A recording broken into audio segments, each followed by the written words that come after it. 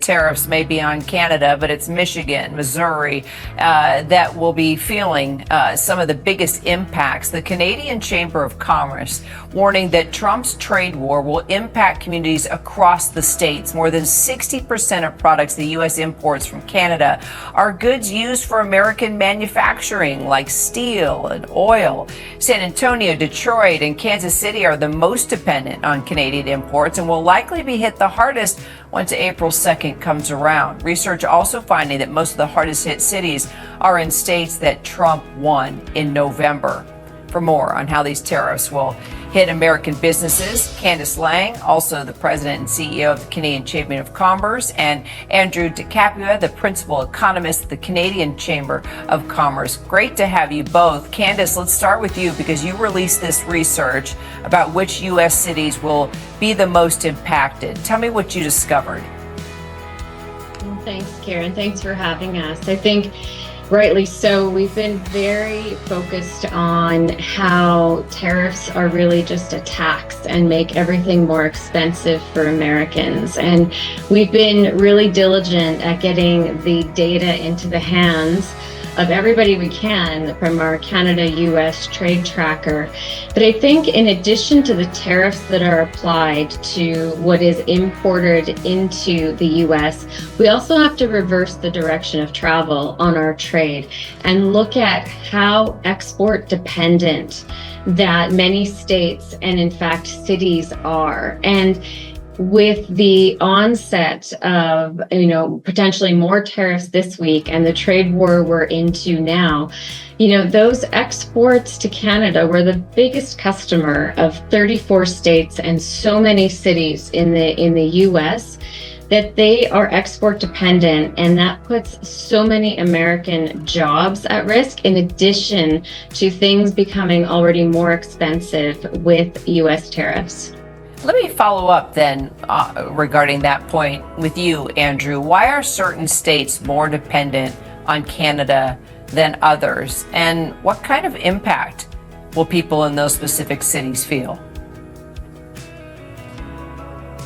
Well, what we're really trying to do is bring the conversation actually from the state level down to the community level. So those cities that are higher on our export dependence list are usually cities that are trading in advanced manufacturing goods, right? So these are supply chains that are, in aerospace, autos, highly integrated manufacturing networks that are placed in both Canada and in the United States.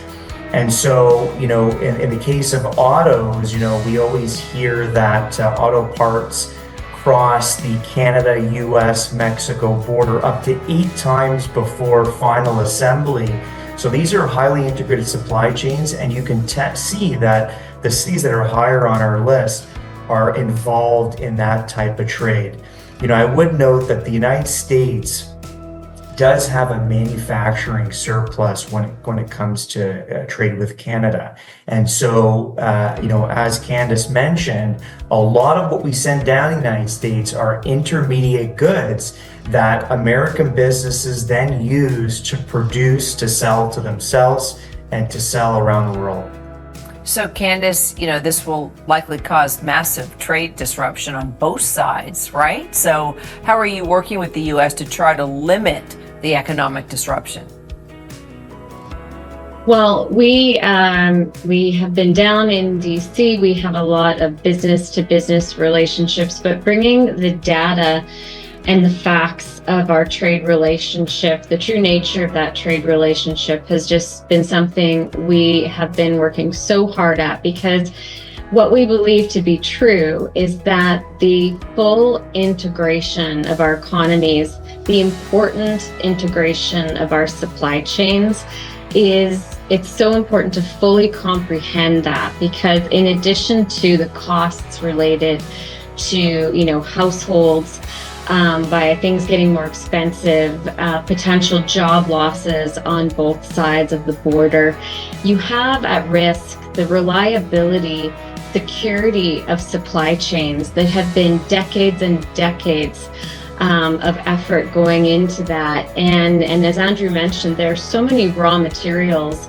that go back and forth that support for America, technology and defense systems, that we're actually putting all of that at risk at this moment with this trade and tariff war.